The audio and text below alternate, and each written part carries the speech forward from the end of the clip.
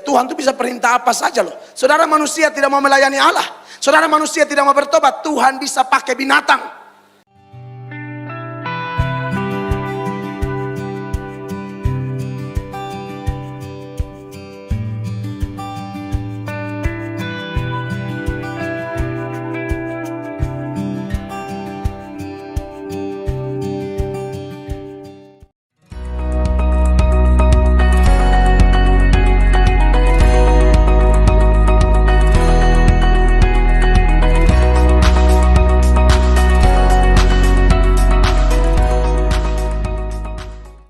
Shalom. Puji Tuhan, jemaat yang dikasihi oleh Tuhan Yesus Kristus. Ini adalah ibadah raya yang ketiga GBI Goshen Blessing Surabaya. Ibadah satu saya sudah bicara di bawah tema Roh Kudus dan orang percaya yang sejati. Ibadah kedua saya bicara tentang Roh Kudus dan doa orang percaya. Di ibadah ketiga ini saya akan bicara di bawah tema Tuhan memulihkan dengan caranya yang unik. Apa Bapak Ibu? Tuhan memulihkan dengan caranya yang unik. Mari kita perhatikan pembacaan firman Allah yang terambil dari Bilangan pasal 21. Bilangan pasal 21 ayat 8 dan ayat 9. Bilangan 21 ayat 8 dan 9. Mari kita baca ayat ini bersama-sama dalam hitungan ketiga. 1, 2, 3. Maka berfirmanlah Tuhan kepada Musa, buatlah ular tedung dan taruhlah itu pada sebuah tiang. Maka setiap orang yang terpagut, jika ia melihatnya, akan tetap hidup. Lalu Musa membuat ular tembaga dan menaruhnya pada sebuah tiang. Maka jika seseorang dipagut ular dan ia memandang kepada ular tembaga itu, tetaplah ia hidup. Saudara yang diberkati oleh Tuhan Yesus Kristus, Bilangan pasal 21 ayat 8 dan 9 adalah salah satu contoh data dari begitu banyak data di dalam Alkitab yang mengingatkan kita bahwa Tuhan itu memulihkan, menyembuhkan atau bekerja dengan cara yang unik, dengan cara yang tidak bisa diterima oleh akal manusia. Saudara bayangkan teks ini, orang lagi dipagut ular dan keracunan, saudara-saudara. Tapi solusinya dalam kondisi digerogoti, dikuasai oleh racun ular berbisa itu. Tapi solusinya cuma berdiri lalu memandang patung ular tedung yang dibuat oleh Musa atau patung ular tembaga.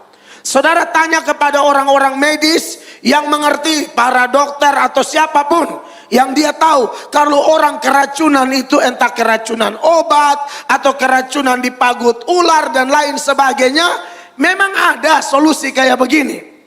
Dokter akan menganggap ini solusi aneh. Minimal kita disuntik ke, diinfus ke, dilarikan ke IGD ke.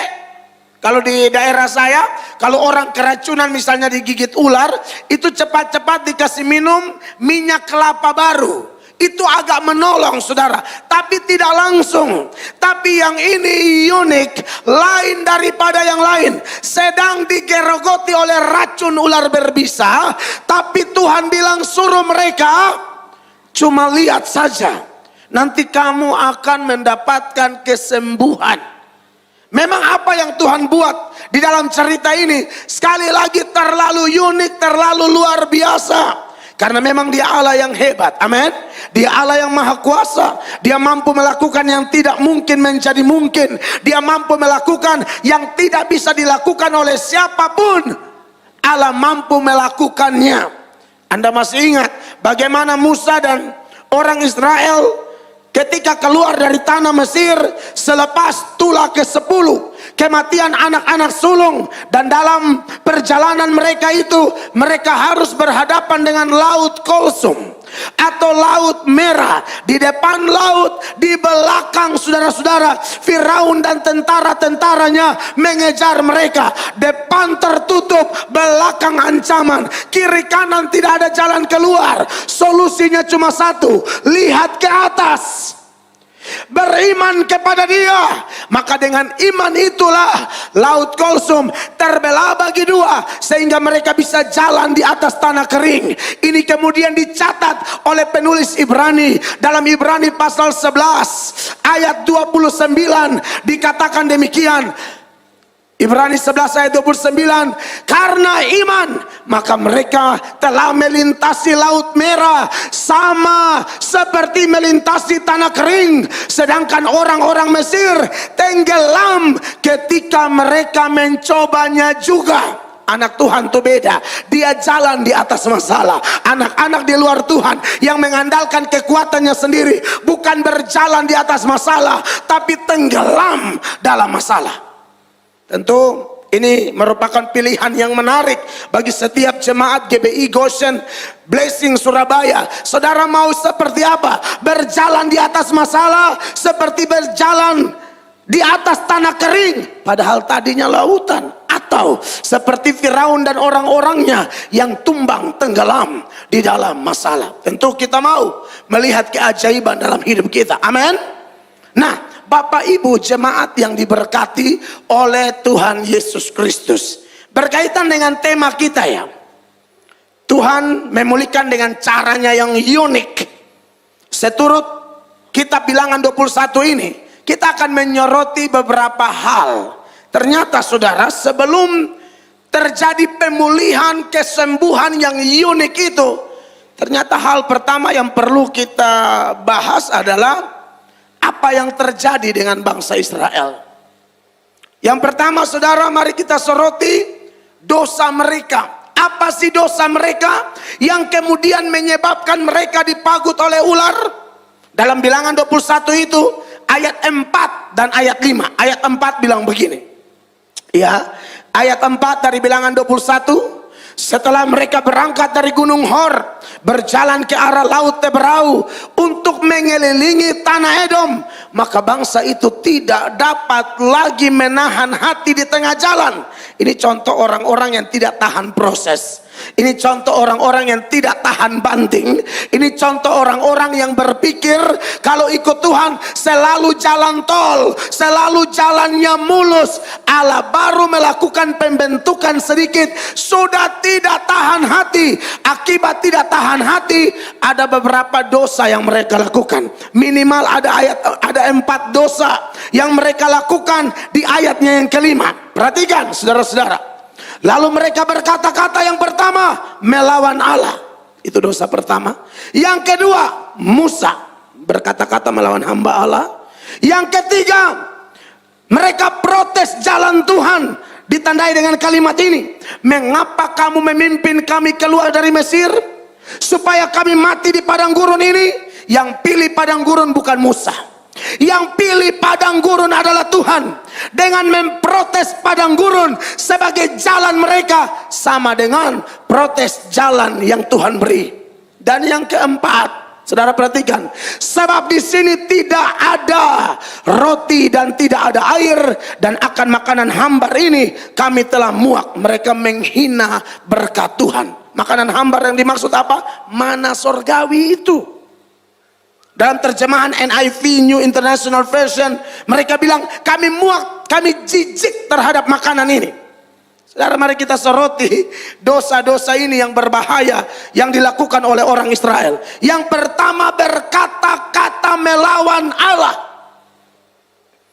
Saudara-saudara, kadang-kadang ada manusia-manusia tertentu, bahkan yang sudah Kristen, ketika menghadapi masalah, tantangan, persoalan, entah sakit, penyakit, dan lain sebagainya, persoalan ekonomi, kebangkrutan, atau masalah-masalah lain, mereka itu mengeluh tentang Allah. Mengeluh itu boleh, tapi kepada Allah, bukan tentang Allah. Mengeluh kepada Allah itu di saat kita berdoa. Kita sudah belajar, tadi saya ibadah raya 2 saya sampaikan tentang urutan doa yang baik. Itu prinsip doa yang baik dimulai dengan kepentingan Allah. Nah, pada saat kita mengutarakan beban kita dalam doa, kita boleh mengeluh kepada Allah. Tuhan tolong penderitaanku, Tuhan tolong rumah tanggaku, Tuhan tolong bisnisku, Tuhan tolong ekonomiku, Tuhan tolong kesehatanku. Itu boleh. Tapi kalau mengeluh tentang Allah, engkau Allah di mana? Allah tidak adil. Percuma saya beribadah, percuma saya melayani. Tuhan tuli. Nah, itu contoh mengeluh tentang Allah. Nah, kata-kata mereka ini melawan Allah. Terlalu berani menurut saya orang-orang kayak begini. Pernahkah ada di antara kita yang mengatakan demikian? Saya khotbah kemarin di Gereja Bethel Indonesia di Ambon. Gereja Bethel Indonesia, Jemaat FOK, PASO. FOK itu Focus on Christ. Saya angkat satu pengalaman, kisah nyata yang saya pernah tahu, saudara-saudara. Itu ada seorang bapak, dia menyekolahkan anaknya semua jadi pendeta. Dan karena kemurahan Allah, semua anak-anaknya dia rindu jadi pendeta. Semua sekolah pendeta dan akhirnya jadi pendeta. Tapi ketika beliau sakit, dia didoakan oleh anak-anaknya tidak sembuh. Dibawa ke hamba Tuhan A, B, C, D, doa, tidak kunjung sembuh. Akhirnya kecewalah bapak ini, dan dia sangat kecewa. Bukan kecewa kepada pendoa-pendoa atau anak-anaknya yang sudah jadi pendeta itu, tapi dia kecewa berat kepada Tuhan Yesus. Lalu dia berkata kepada anak-anaknya, semua sini kumpul. Papa sakit, tapi berdoa Tuhan Yesus tidak sembuhkan. Kalian papa sudah dorong untuk jadi pendeta, tapi Tuhan Yesus tidak dengar apa yang menjadi doa papa. Tuhan Yesus omong kosong, Tuhan Yesus penipu, berhenti jadi pendeta. Dan akhirnya saya dengar memang kematiannya agak sedikit mengerikan. Banyak sekali orang berani berkata-kata melawan Allah. Waktu saya pelayanan di Bekasi, ada seorang anak yang dalam penyembahan, dia bukan menyembah, tapi dia ejek-ejek ini WL. Dia kayak olok-olok gitu loh, dia ejek-ejek. Langgar beberapa waktu, dia kena strum, mati di tempat. Saudara-saudara, jangan coba-coba berkata-kata melawan Allah. Jangan marah-marah sembarangan kepada Tuhan. Anak Tuhan yang baik harus perhatikan ini, saudara-saudara. Tidak cukup berkata-kata melawan Allah. Dosa lain yang juga sangat mengerikan adalah berkata-kata melawan Musa. Saudara, hati-hati berkata-kata tentang hamba Allah ya. Hati-hati Bapak Ibu jemaat.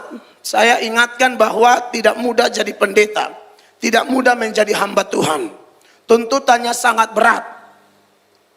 Maka jemaat Tuhan juga harus hati-hati berurusan dengan hamba Tuhan. Kalau hamba Tuhan itu melayani dengan benar seperti Musa, saudara berkata-kata melawan dia itu bahaya. Terima hamba Tuhan, kata Yesus, seperti terima Tuhan. Tolak hamba Tuhan seperti tolak Tuhan. Makanya Yesus mengecam beberapa kota yang Tuhan Yesus sudah datang melayani ke sana kemari, tapi mereka tidak bertobat. Dan Tuhan Yesus pesankan kepada murid-muridnya, kalau engkau masuk di satu kota, lalu mereka menerima engkau, engkau ucapkan shalom dan mereka menerima engkau, maka damai itu akan mendarat kepada mereka. Tapi kalau mereka menolak engkau, engkau lihat nanti pada masa penghakiman, hukuman yang dialami oleh Sodom dan Gomora akan lebih ringan dibanding mereka yang menolak hamba-hamba Allah. Bahkan anak kecil sekalipun, kalau dia hamba Tuhan, Alkitab berkata, sambut dia seperti sambut Allah. Kasih dia air secangkir saja, kita tidak akan kehilangan berkat. Makanya di dalam Matius pasal 10, ayatnya yang ke-42, firman Allah mengingatkan kita di sana.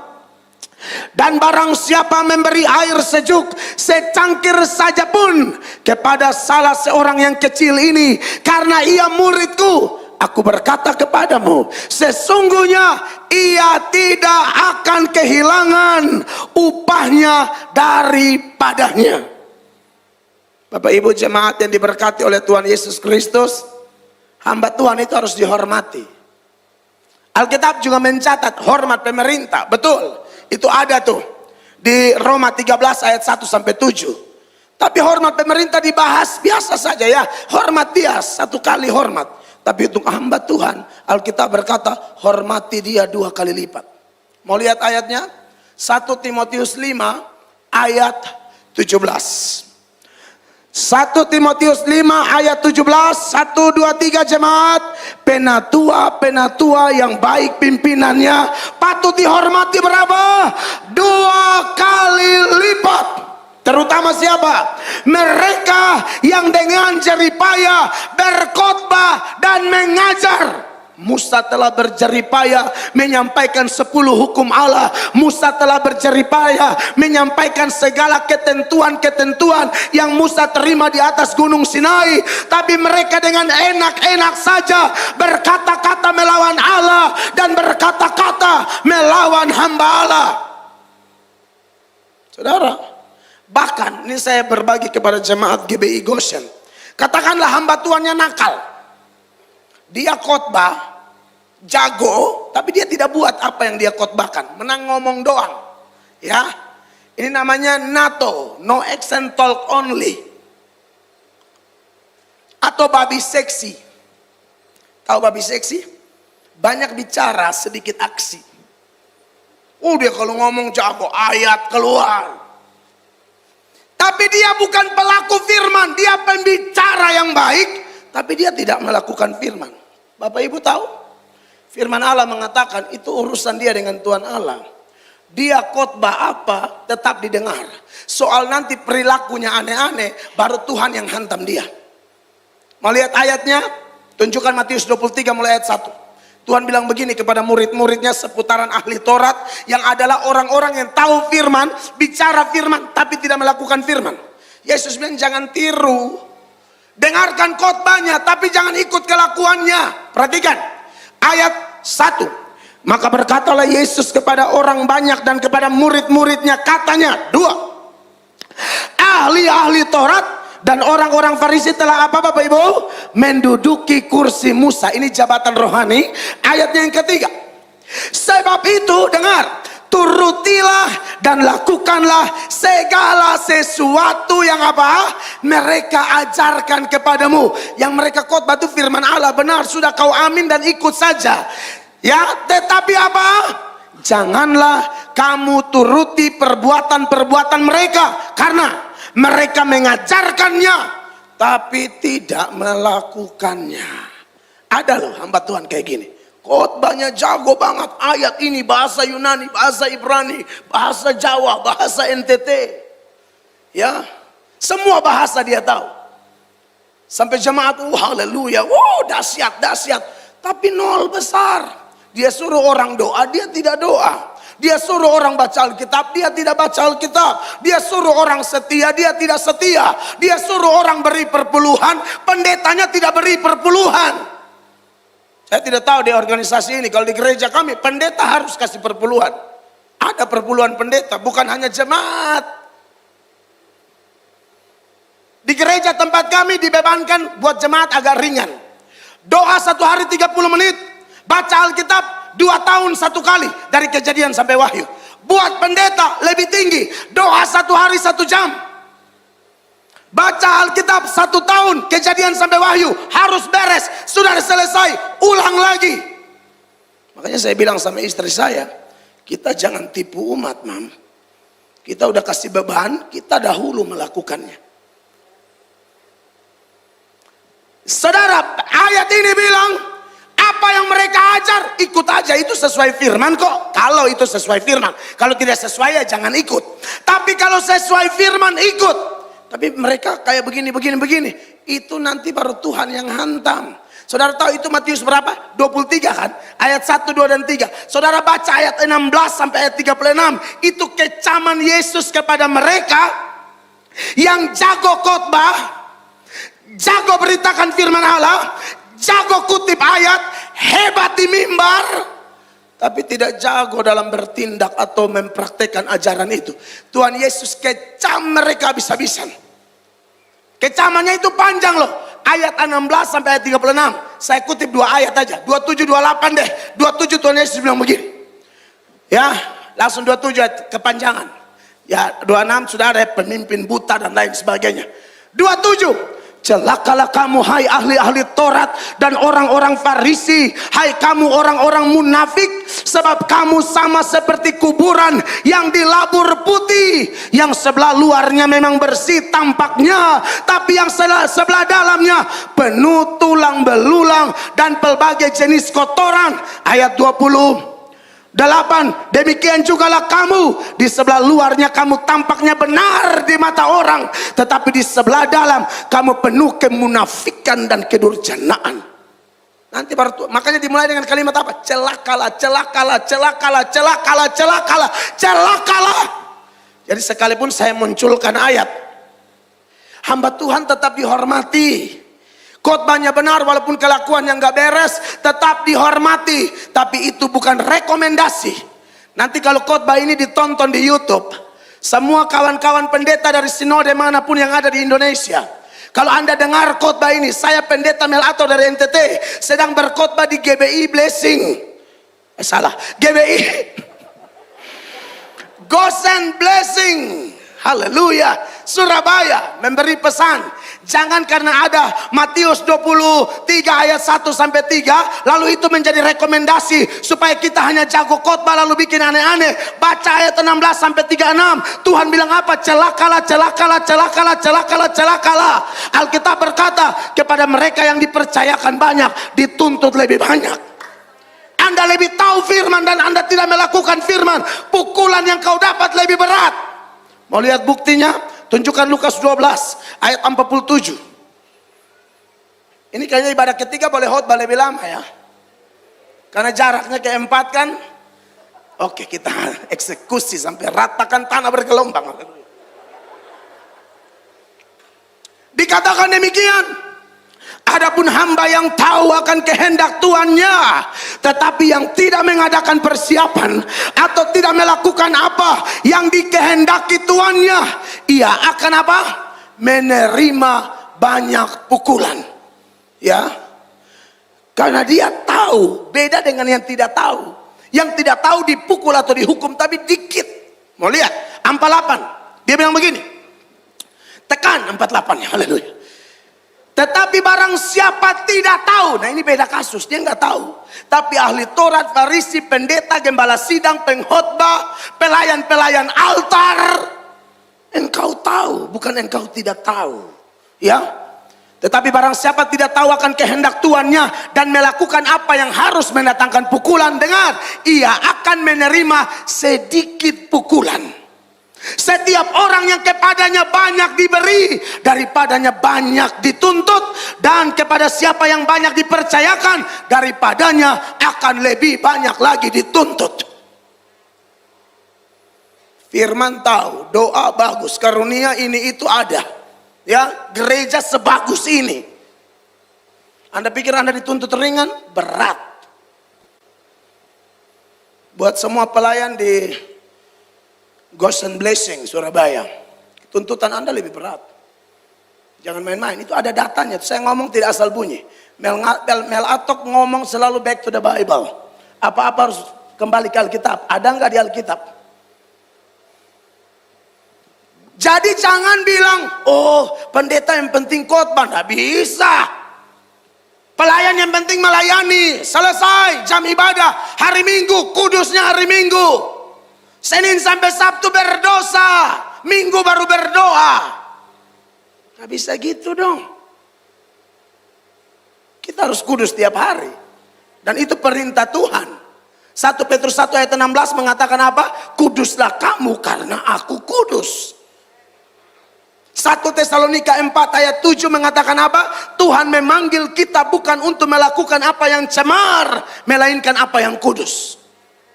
Mungkin ada jemaat yang mengatakan, puji Tuhan saya tahu sedikit. Iya, tapi saya sudah kasih tahu sekarang. Jadi kau sudah tahu. Jangan coba-coba lari.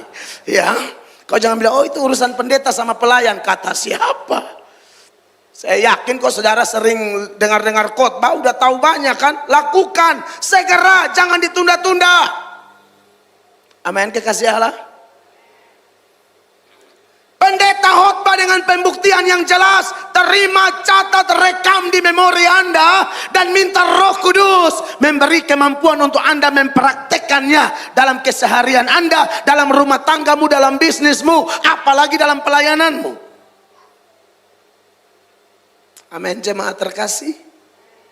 Nah, jadi ternyata segitu pentingnya hamba Tuhan, tapi juga tidak main-main. Bahkan Anda tahu, satu kali Musa dan Harun tidak menghormati kekudusan nama Tuhan. Konsekuensinya apa? Tidak masuk tanah Kanaan. Tuhan tidak main-main. Betul, hormati Musa. Tapi kalau Musanya salah, lu akan kehilangan berkat. Kamu rindu lihat tanah Kanaan kan? Lu gak bakalan masuk. Cukup lihat dari Gunung Nebo. Makanya kalau saudara ke Israel, ke Yordan itu di tempat meninggalnya Musa, hanya bisa lihat Yerusalem. Tidak bisa masuk. Hanya generasi Yosua yang diizinkan masuk. Di bawah pimpinan Yosua dan satu temannya yang setia, yang Alkitab bilang jiwanya lain, yaitu Kaleb bin Yefune. Saudara yang diberkati oleh Tuhan Yesus Kristus, Israel melakukan dosa, berkata-kata melawan Allah, berkata-kata melawan hamba Allah. Yang ketiga, Israel ini menghina jalan Tuhan. Maksud saya protes jalan Tuhan. Kenapa sih pimpin kami lewat padang gurun ini? Saya sudah tekankan, bukan Musa yang pilih. Musa mah dengar komando aja. Bawa mereka lewat padang gurun. Kalau zaman Israel jalannya adalah padang gurun. Zaman kita jalannya banyak. Contoh, sudah menikah. Kalau sudah menikah, jalan Tuhan yang kita lihat di Alkitab, tidak boleh ada pil, tidak boleh ada will, tidak boleh ada pria idaman lain, tidak boleh ada wanita idaman lain, tidak boleh pakai prinsip ATM BCA. Tahu ATM BCA? Asal tidak mengandung, berselingkuh cuek aja. Ada lagi ATM BCA-nya, akibat tidak mengandung, berselingkuh cari anak. ATM Mandiri. Mau tahu artinya? Tanya sendiri di Mandiri sana. Saya masa semua ATM saya ngurus. Kalau sudah nikah, ya jaga kesetiaan rumah tangga Bapak Ibu. Surabaya ini kota besar. Semakin besar satu kota, godaannya lebih ngeri. GBI, Ghost and Blessing, ini gereja yang menurut saya sudah berkembang. 13 tahun perjalanan dan Tuhan sedang memberkati gereja ini. Potensi serangan setan terutama dalam dosa persinahan, percabulan itu lebih besar Bapak Ibu. Dengar ini saya omong. Amin. Yang muda-muda pacaran dalam kekudusan. Makanya saya lihat rekrutmen untuk pelayan itu syaratnya tuh menarik sekali. Dan memang betul Ibu, tidak boleh tempatkan salah orang di mimbar atau di panggung. Ini area kudus, zona kekudusan. Jangan hanya modal nekat, modal semangat. Haleluya, di sini angkat tangan, rentangkan tangan, lancang depan, gerak di gereja. Tapi pacaran tidak kudus. Gadis-gadis, cowok mau minta cium, suruh dia cium tembok. No, tembok. Cium, bukan ulang tahun cium lagi. Amin. Tapi kalau bapak-bapak di sini wajah-wajahnya, Tuhan Engkau Maha Tahu. Makanya saya kan tidak tahu. Tapi kalau ada bapak-bapak yang mulai niat begitu, hatimu mulai bercabang-cabang, in the name of Jesus, hancurkan kuasa kegelapan, hancurkan kuasa cabang-cabang baru.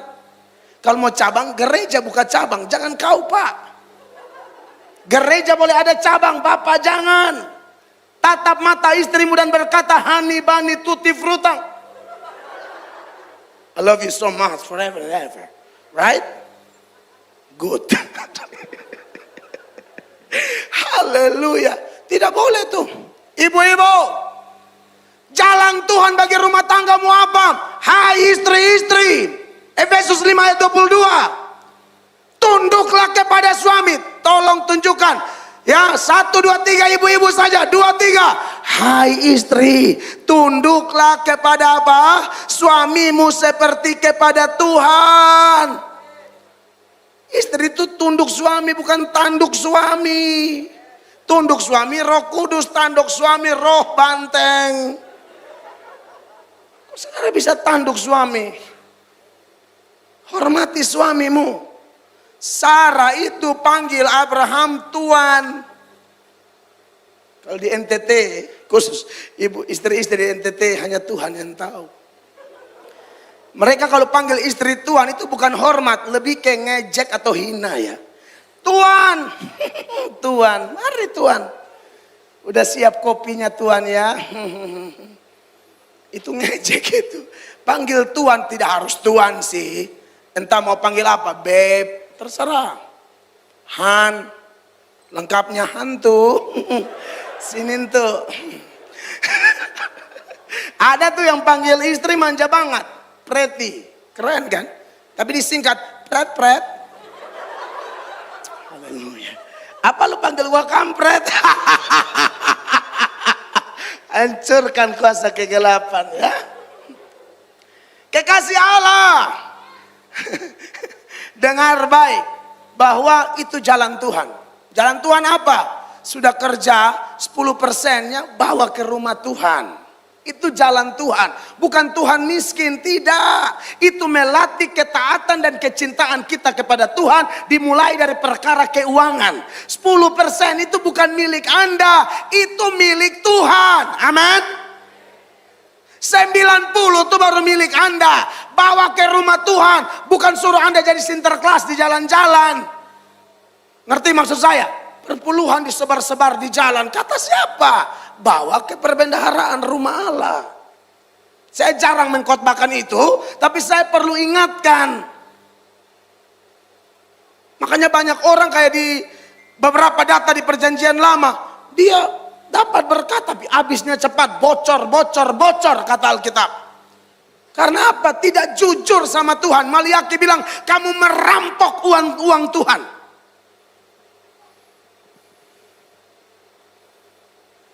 Jadi jemaat Tuhan yang diberkati oleh Tuhan Yesus Kristus, itu jalan Tuhan. Pemuda-pemudi, jalan Tuhan bagi Anda apa? Kalau pacaran, apalagi cari pasangan hidup, entah suami atau istri, cari yang satu iman, titik. Itu tidak bisa ditoleransi. Terlalu banyak bukti, mau saya buktikan. Ada yang menatap saya dan berkata, mana. Oke. Ulangan 7, ayat 3 dan 4, perhatikan. Ini dari perjanjian lama dulu, baru saya lompat ke perjanjian baru. Ulangan 7 mulai ayat 3. Jangan juga engkau janganlah juga engkau kawin mengawin dengan mereka. Bakawan boleh, bakawin tidak boleh. Ya, anakmu perempuan janganlah kau berikan kepada anak laki-laki mereka, ataupun anak perempuan mereka jangan kau ambil bagi anakmu laki-laki. 4. Kenapa? Sebab mereka akan membuat anakmu laki-laki menyimpang daripadaku, sehingga mereka beribadah kepada Allah lain. Maka murka Tuhan akan bangkit terhadap kamu, dan ia akan memunahkan engkau dengan segera. Garis bawah itu. Kenapa Allah tidak mau kita pacaran atau menikah beda agama, anak-anak muda? Dengar. Karena dia akan bawa engkau kepada Allah lain. Jangan melawan. Kamu jangan sok suci, tapi saya kan mau menangkan jiwa. Jiwamu aja tersesat begitu. Kamu mau menangkan jiwa yang mana? Jiwamu aja jiwa pemberontak. Firman Allah ngomong lain, lu hantam lain. Baru bilang, aku kan mau menangkan jiwa. Jemaat, anak muda dengar. Khusus yang belum nikah. Yang sudah nikah kan tadi, toh jangan selingkuh. Yang belum nikah dengar. Kamu baca amanat agung itu bilang begini, pergi jadikan semua bangsa muridku, bukan pergi pacari dan kawini semua bangsa jadi muridku. Tidak ada ayat itu. Jangan pakai pacaran sebagai metode penginjilan, gak ada. Jangan, tidak ada itu. Tidak bisa ditoleransi. Menginjil ya menginjil saja. Saya ini hanya mau mendekati dia untuk menangkan jiwanya. Jiwanya bagi Tuhan, tubuhnya bagi saya. Siapa ajar kamu? Ajaran dari mana itu? Tidak ada. Perjanjian baru 2 Korintus 6 ayat 14 lebih tegas. Firman Allah bilang begini, 2 Korintus 6 ayat 14, supaya belum nikah kau jangan cari Udin padahal Markus lagi tunggu kau di doa puasa. Kok maunya sama Dula, Udin, Ahmad? Tapi kan kita harus toleransi, Pak. Iya, toleransi dalam hal sosial, bukan iman. Ada orang beda agama, susah kita yang bantu. Amin. Mereka kena musibah, kita bantu. Tapi bukan untuk jatuh cinta. Hancurkan kuasa kegelapan. Oh iya, saya ngerti toleransi. Saya bukan pendeta bodoh di sini. Saya khotbah keliling Indonesia, keliling dunia. Masa saya tidak ngerti itu? Toleransi itu dalam hal apa? Sosial, bukan agama, bukan iman. Bagi kita iman kita final. Yesus Tuhan dan Dia satu-satunya jalan, kebenaran dan hidup. Tidak ada orang bisa masuk surga kalau tidak melalui Dia. Titik. Titik. Tidak kompromi itu. Jadi kalau dia hanya percaya Yesus hanya guru moral, Yesus hanya nabi, lalu kau cinta Dia, stop. Tutup mulutmu, lem pakai lem Alteco. Biar tidak bisa terbuka selama-lamanya. Haleluya. Ya, saudara lihat nih. Ayat 14, 2 Korintus 6, ayat 14. Janganlah kamu merupakan pasangan yang tidak seimbang dengan orang-orang yang tak percaya. Titik. Sebab persamaan apakah terdapat antara kebenaran dan kedurhakaan? Atau bagaimanakah terang dapat bersatu dengan gelap? 15, sama-sama 23. Persamaan apakah yang terdapat antara Kristus dan Belial? Apakah bagian bersama orang-orang percaya dengan orang-orang tak percaya? Setampan apapun dia, tapi kalau dia tidak percaya Yesus sebagai Tuhan, cukup berteman, titik. Batasan jelas. Amin. Tapi kalau dia satu iman, ya juga tidak langsung juga sih, cek dulu cinta enggak. Jangan asal satu iman langsung serobot, harus ada cinta. Banyak yang satu iman juga tidak lanjut kan, karena tidak cinta. Cinta tuh gimana ya, aduh jadi lari ke cinta lagi. Tapi udahlah sekalian aja udah. Cinta itu ada rasa timbal balik. Seperti Adam lihat Hawa tuh langsung ada, inilah tulang dari tulangku. Inilah daging dari daging. Jadi ada rasa. Ada getaran yang susah dijelaskan dengan kata-kata. Ini buat yang sudah tua-tua, enggak usah dengar ini. Yang masih muda-muda, ada yang tua-tua, bapakmu saya baru tahu. Loh kok baru tahu, sudah 67. Buat yang, ini buat yang belum nikah, yang sudah tua-tua, sudah bertahan dalam kesesakan ya. Pikulah salibmu serta. Nah, buat yang muda, dengar, ada getaran tuh. Lu ketemu dia tuh ada getaran. Kamu lihat cowok itu, kok aku bergetar ya. Cowoknya juga bergetar, kok aku lihat adek ini aku bergetar ya, gitu. Jadi timbal balik, ada getaran yang waduh nggak bisa tidur, goreng tahu, kok Kak Tono di tahu, cowoknya nama Tono ya. Kok balik Tono, masih kuning Tono, udah gosong Tono semua. Wah, Tonoku benar-benar tahu. Hancurkan kuasa kegelapan.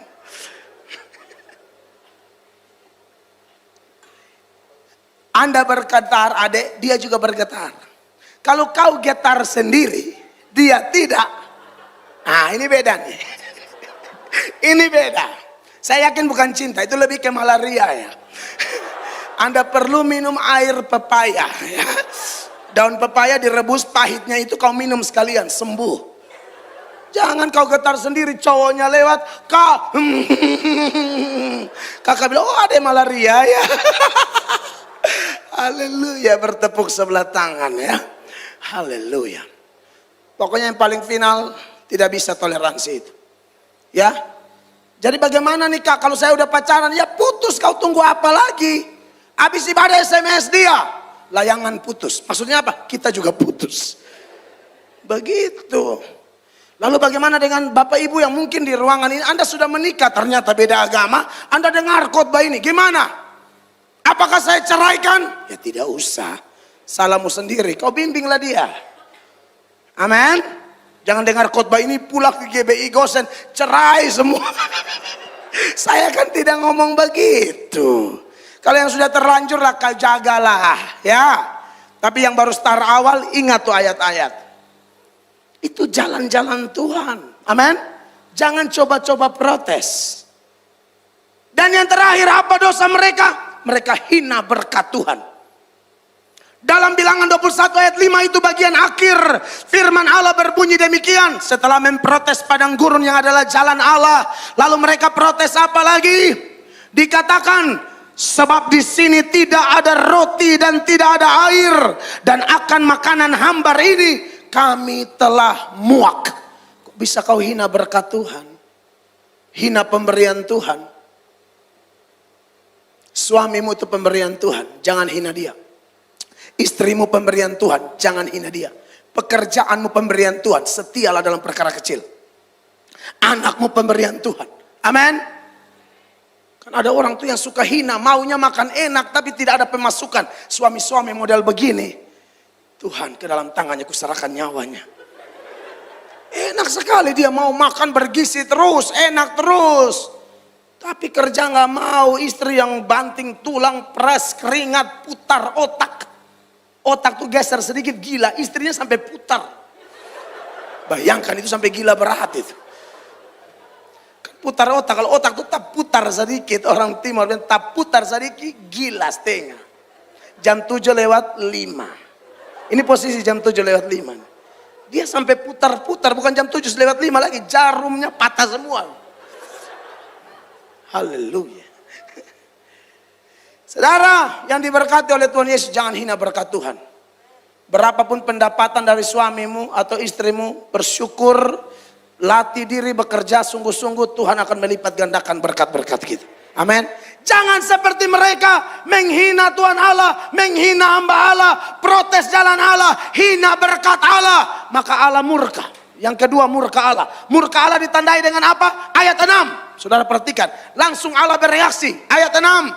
Lalu Tuhan langsung menyuruh ular-ular tedung ke antara bangsa itu yang memakut mereka, sehingga banyak dari orang Israel yang mati. Saya pernah baca tafsiran ini. Ini ular semacam ular kobra. Dia kalau pagut itu hitungan 30 detik langsung bisa mati. Biru kaku, langsung kayak es, dingin, mati. Gara-gara apa? Menghina Allah, hina hamba Allah, protes jalan Allah, hina berkat Allah. Ular lagi main-main, satu keluarga, Tuhan bilang semuanya pergi gigit mereka. Ular aja taat, masa kita nggak taat? Tuhan tuh bisa perintah apa saja loh. Saudara manusia tidak mau melayani Allah, saudara manusia tidak mau bertobat, Tuhan bisa pakai binatang. Yang kasih makan Elia antar roti dan daging apa? Burung gagak. Yunus lari dari pelayanan, Tuhan suruh apa yang telan Yunus? Ikan besar. Untuk bikin malu bangsa Mesir, Tuhan pakai apa? Tulah belalang, nyamuk, lalat. Apa yang gak bisa? Semua binatang Tuhan bisa pakai. Jadi kalau manusia bertingkah tidak melayani Allah, kau jangan heran kalau singar ini bebek semua. Yang khotbah buaya. Waduh, hancurkan kuasa. Ini contoh aja ya, contoh ya. Yang kameramen onta semua. Penerima tamu kambing semua. Bisa tidak? Bisa. Maka gerejanya bukan Ghost and Blessing lagi, Taman Safari Surabaya Timur. Haleluya. Tuhan bisa pakai binatang, amin. Syukur-syukur Tuhan mau pakai kita. Maka saya itu kalau dikasih kesempatan pelayanan, istri saya sudah tahu habis-habisan mam, total mam. Sebab kalau Tuhan mau buang kita juga bisa, tapi terbukti dia mau pakai kita. Itu anugerah luar biasa. Itu anugerah luar biasa. Oh, saya kalau sama Tuhan, aduh, nggak main-main, biar mati dalam pelayanan deh daripada mati di luar pelayanan. Saya ulang-ulang mau dibunuh orang sebelum bertobat. Sudah bertobat pun banyak yang ancam, saya bom kau. Saya bilang, saya bom kau juga, maksudnya saya bom kau dengan doa-doaku. Haleluya. Jangan ancam-ancam gua loh. Allahku di pihakku, amin. Aku lebih dari pemenang. Saudara, tidak ada dosa yang tidak dihukum. Semua dosa, upah dosa adalah maut. Maka kalau ada dosa, saudara-saudara, Setelah Tuhan murka, mereka menyesal. Mereka minta ke Musa bilang begini. Ayatnya yang ke-6. 7 bilang begini. Kemudian datanglah bangsa itu mendapatkan Musa dan berkata, kami telah berdosa. Sebab apa?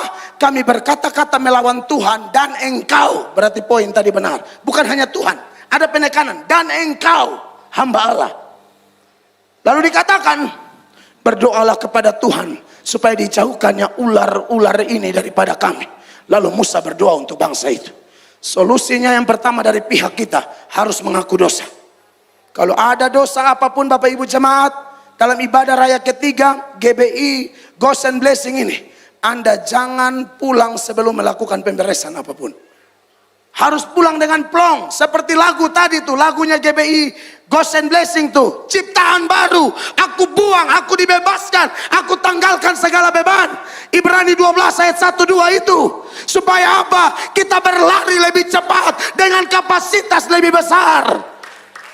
Tolong bersihkan, bereskan, jangan piara-piara dosa. Itu penghambat doa. Alkitab berkata bukan tangan Tuhan kurang panjang atau telinga Tuhan kurang tajam, tapi dosa adalah penghalang, makanya Allah tidak dengar doa kita. Amin jemaat terkasih. Akhirnya Tuhan kasih solusi yang unik. Solusinya apa? Yang tadi nats pembuka itu. Buat patung ular tembaga, cukup lihat dan sembuh. Sekarang saya berkaitan solusi ini, saya mau seberangkan kepada keselamatan jiwa. Bapak Ibu tahu, menggambarkan siapakah patung ular tembaga itu? Bapak Ibu tahu, ini melambangkan Yesus. Dalam ilmu tafsir, hermeneutik, ini adalah tipe atau penggambaran dari Yesus. Yesus adalah penggenapan atau antitipe. Dari mana kita tahu? Buka Yohanes 3 ayat 14. Perhatikan. Yohanes 3 ayat 14. Barang siapa percaya kepadanya tidak akan dihukum. 14, saya pun ikut baca lagi tanpa lihat. 14 pemain ayat. Haleluya. Tuhan memberkati engkau ya. Dan sama seperti Musa meninggikan ular di padang gurun, demikian juga anak manusia harus ditinggikan. 15 sama-sama 23, supaya setiap orang yang percaya kepadanya beroleh hidup yang kekal. Waktu itu pandang kepada ular tembaga, racun itu hilang dan dapatkanlah kesembuhan. Sekarang mau bebas dari dosa, racun dosa lebih berbahaya dari racun ular kobra. Racun dosa lebih berbahaya dari racun ular tedung. Cuma pandang kepada satu pribadi, namanya Yesus Kristus Tuhan. Dia satu-satunya jalan, bukan salah satu jalan. Zaman itu kalau mau sembuh dari racun ular kobra, jalannya cuma satu, patung ular tembaga. Tidak boleh ada orang Israel yang protes, Musa ganti patung ular emas dong, atau ular perak dong. Sudah kau ikut aja. Dikasih tembaga kau protes minta kiri kanan. Sama kayak sekarang, Tuhan kasih jalan masuk surga cuma melalui Tuhan Yesus. Amin. Ada yang mau protes? Tidak bisa. Tidak ada jalan lain. Di luar Yesus pasti binasa. Oleh karena itu sebagai hamba Tuhan Yesus Kristus, saya bersyukur kalau setiap kita di sini sudah percaya Tuhan Yesus. Yang belum percaya dia sungguh-sungguh. Jangan setengah-setengah. Jangan jadi Kristen ikut arus. Jadilah pengikut yang serius. Ada Kristen ikut arus, tapi ada pengikut serius. Kita harus jadi pengikut serius. Kiranya khotbah sederhana ini memberkati kita semua. Beri tepuk tangan yang meriah bagi Tuhan Yesus. Tuhan terima kasih banyak. Mari jemaat terkasih kita berdiri. Tuhan begitu baik buat kita sekalian. Haleluya.